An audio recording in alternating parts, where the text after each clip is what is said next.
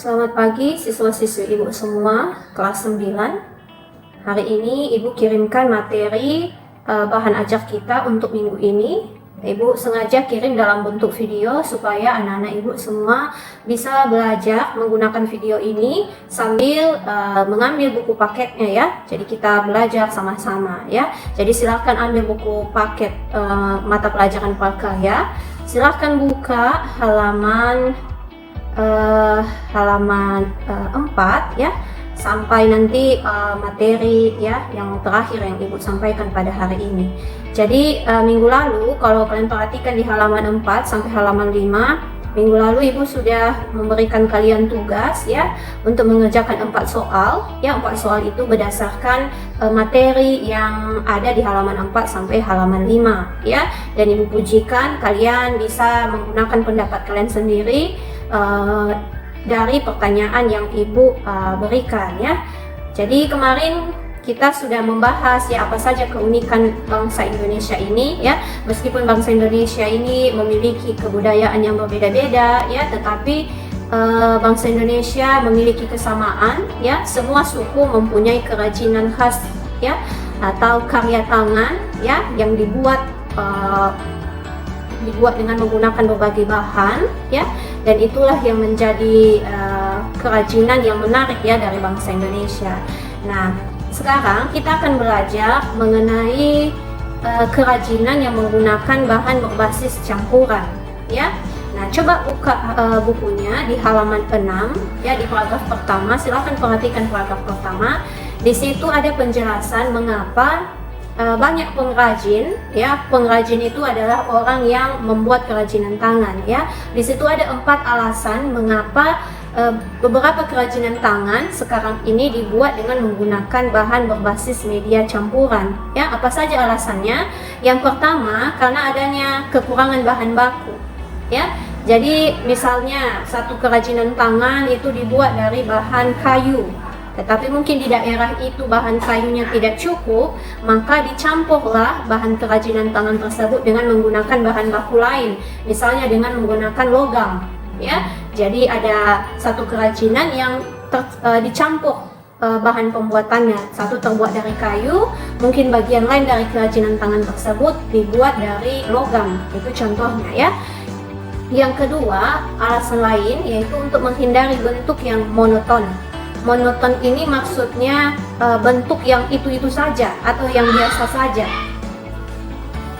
ya. Jadi untuk menghindari kerajinan dalam bentuk yang biasa-biasa saja, maka digunakanlah kerajinan berbasis bahan campuran ya. Yang ketiga yaitu untuk meningkatkan estetika pada tampilan produk. Estetika itu adalah keindahan ya, jadi atau nilai seni ya. Jadi agar satu produk atau satu barang kerajinan itu terlihat lebih indah, menarik, enak dipandang mata, maka bahan pembuatan produk tersebut dicampur. Nah, alasan keempat yaitu agar terlihat modern ya dan disukai oleh semua kalangan ya. Jadi supaya banyak orang suka, baik itu dari generasi muda ya sampai orang tua suka barang tersebut, maka bahan kerajinan tersebut dibuat berbasis media campuran. Nah, sekarang anak-anak Ibu semua silahkan perhatikan judul kecil yaitu bagian A, prinsip kerajinan berbasis media campuran ya. Di situ ada 5 prinsip. Nah, di situ ada 5 prinsip perubahan strategi ya. Anak-anak Ibu bisa perhatikan ya. Yang pertama, prinsip pertama merupakan penggabungan dari berbagai bahan yang tidak memiliki reaksi kimia tertentu ketika dilakukan penggabungan. Jadi saat kamu memilih 2 bahan untuk dijadikan kerajinan untuk dicampur, maka kamu harus memastikan bahwa bahan tersebut tidak merusak bahan yang lain ya. Misalnya kalau kamu menggunakan besi dan kamu campur dengan tanah liat, nah produk tersebut pasti tidak gampang untuk bersatu ya, karena tanah liat tidak bisa menempel jika kamu tempel pada besi. Jadi kamu harus ingat ya. Yang kedua, bahan yang digunakan itu bisa terdiri dari 2 atau 3 jenis ya. Kemudian prinsip yang selanjutnya, bahan dapat terdiri dari bahan homogen atau heterogen. Apa yang dimaksud dengan bahan homogen dan heterogen? Kamu bisa baca penjelasannya di situ ya. Kemudian yang keempat, memiliki karakteristik sendiri yang saling mendukung terwujudnya keindahan atau estetika. Ya, jadi sewaktu kamu memadukan dua bahan kamu padukan, kamu harus pastikan bahwa jika bahan tersebut dicampurkan akan menghasilkan nilai estetika atau keindahan. Jangan justru karena kamu menyatukan dua bahan yang berbeda, justru produk itu menjadi jelek atau menjadi rusak, ya. Jadi kita harus memastikan itu. Kemudian yang kelima, harus dapat menyatu dengan bahan lainnya. Ya, contohnya tadi sama seperti yang Ibu bilang tadi ya, di nomor 1, kamu harus pastikan bahwa bahan yang satu itu bisa bersatu ya, bisa gampang melekat dengan bahan yang kamu padukan ya. Nah, sekarang ada petunjuk sebelum melakukan perancangan produk ya, di halaman 7, di akhir halaman 7. Yang pertama ada istilah stilasi. Ya, perhatikan ada istilah stilasi. Apa itu stilasi? Stilasi adalah menyederhanakan bentuk produk kerajinan. Itu bisa dengan mengurangi bentuknya. Ya, mungkin sebelumnya bentuk kerajinan ini terlalu berlebihan ya, sehingga kurang menarik. Nah, kamu bisa mengurangi bagian-bagiannya yang terlalu berlebihan sehingga sulit digunakan, atau juga bisa kamu tambahkan ya. Jadi kamu stilasi ini proses menambahkan atau mengurangi bagian-bagian tertentu dari sebuah kerajinan sehingga bisa memiliki nilai estetika ya, bisa digunakan ya, lebih enak dipandang mata. Apa contoh dari stilasi? Nah, kamu bisa perhatikan gambar yang ada di halaman 8. Nah, Ibu juga sudah tayangkan ya. Inilah contoh dari stilasi ya. Kalau kamu lihat ya, di kotak sebelah itu ada hiasan kepala penari Bali ya. Jadi biasanya ini mahkota yang digunakan sewaktu melakukan tarian Bali ya. Jadi biasanya hiasan kepala ini hanya digunakan untuk saat ada acara adat ya, atau saat ada tari-tarian. Nah, tetapi hiasan kepala ini dilakukan proses stilasi. Nah, hasil dari proses stilasi itu kamu bisa melihat di gambar yang di sampingnya itu ya. Ya, tadinya jadi hiasan kepala, sekarang bisa digunakan menjadi hiasan rumah ya, tetapi dengan proses stilasi ada penambahan bahan campuran yang digunakan ya. Misalnya ada logam, ada kayu, ada besi ya. Kemudian warnanya juga, yang hiasannya sebelumnya kan dari bunga-bunga asli ya, bunga-bunga dan bahan rotan. Nah, sekarang bunga-bunga itu ditambahkan, diganti dengan menggunakan logam ya, sehingga bisa digunakan menjadi hiasan. Nah, apalagi contoh yang lain, kamu bisa lagi perhatikan gambar di halaman 9 dan juga Ibu sudah tayangkan di video ini. Nah, di sebelahnya ada gambar cangkang kerang ya. Cangkang kerang ini kamu bisa padukan dengan bahan logam sehingga menjadi sebuah kerajinan tangan yang bisa kamu taruh di rumah menjadi hiasan rumah ya. Ini adalah contoh dari stilasi. Ingat ya, stilasi itu adalah proses mengurangi atau menambah bentuk dari sebuah benda sehingga benda tersebut menjadi lebih menarik dan dapat digunakan sebagai hiasan ya, yang punya nilai estetika. Nah, ada cara lain ya selain stilasi.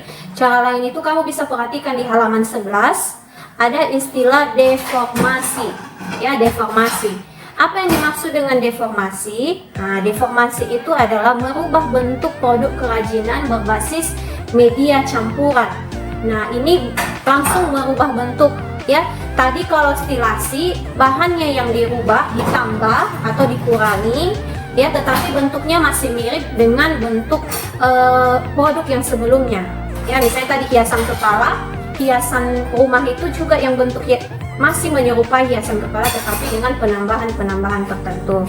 Nah, sedangkan deformasi ini kamu langsung merubah bentuknya. Nah, supaya lebih jelas kamu bisa perhatikan gambar di halaman 12 atau juga gambar yang sudah Ibu sajikan di video ini.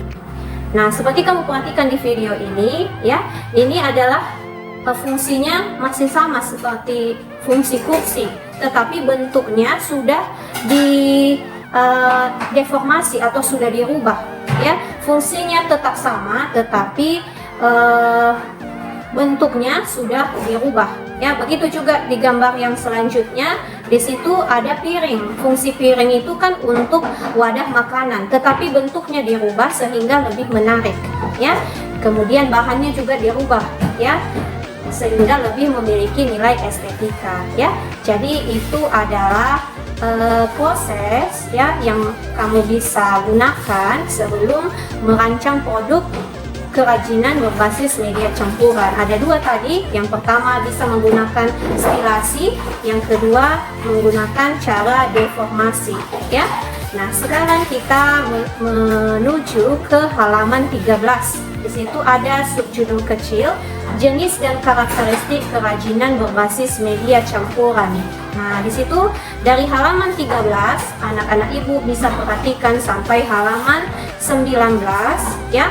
Halaman 13 sampai halaman 19, di situ ada berbagai jenis dan karakteristik kerajinan berbasis media campuran, ya. Apa saja? Ya, yang pertama adalah batu, ya. Bebatuan di Indonesia ini ada banyak sekali jenisnya, ya. Nah, kalian bisa baca di paragraf halaman 14 itu apa saja jenis bebatuan berharga yang ada di negara Indonesia ini yang bisa digunakan sebagai bahan campuran. Nah, bagaimana hasilnya? Nah, kamu bisa perhatikan di gambar ini. Nah, di gambar ini adalah contoh-contoh dari hasil kerajinan berbasis bahan campuran, ya, yang menggunakan bahan baku dari batu, dari logam, ya, dicampur, ya. Kemudian bahan selanjutnya yaitu logam. Logam itu banyak jenisnya, ya, misalnya emas, perak, perunggu, besi, titanium, ya, itu bisa digunakan sebagai bahan kerajinan campuran. Kemudian juga bahan yang sering kita jumpai dalam kehidupan kita sehari-hari yaitu plastik. Nah, plastik ini bisa berasal dari botol air minum, ya, atau plastik tempat jajan kalian, ya, snack kalian. Nah, itu bisa digunakan sebagai bahan campuran dari sebuah produk kerajinan. Nah, kemudian bahan baku lain yang gampang sekali masih kita temukan di Nias Barat, misalnya kayu, ya, ada banyak sekali kayu, ya, di Nias Barat. Jadi ini juga bisa kita gunakan untuk bahan campuran produk kerajinan, ya, yang tentunya diubah dengan menggunakan kreativitas agar produk-produk yang dihasilkan itu punya nilai estetika, ya. Kemudian ada juga dari keramik. Nah, anak-anak ibu, keramik ini berasal dari mana? Ya, keramik berasal dari tanah liat, ya. Nah, kita juga di Nias Barat punya, ya, bahan tanah liat ini. Jadi nanti kalau ibu suruh buat satu produk menggunakan bahan campuran, kamu bisa menggunakan bahan-bahan yang kamu miliki, ya, di sekitar rumah, ya, di sekitar lingkunganmu, ya. Jadi itulah beberapa contoh bahan-bahan yang dapat digunakan sebagai bahan kerajinan berbasis bahan campuran, ya. Nah, sampai di sini penjelasan ibu untuk materi kita hari ini. Ibu harap kalian bisa membuat rangkuman dari penjelasan, ya, yang sudah ibu sampaikan pada kalian pada pagi hari ini. Nah, jika ada anak-anak ibu yang punya pertanyaan dari penjelasan ibu, silahkan dikirim chat melalui WA ibu. Oke, terima kasih atas perhatiannya. See you.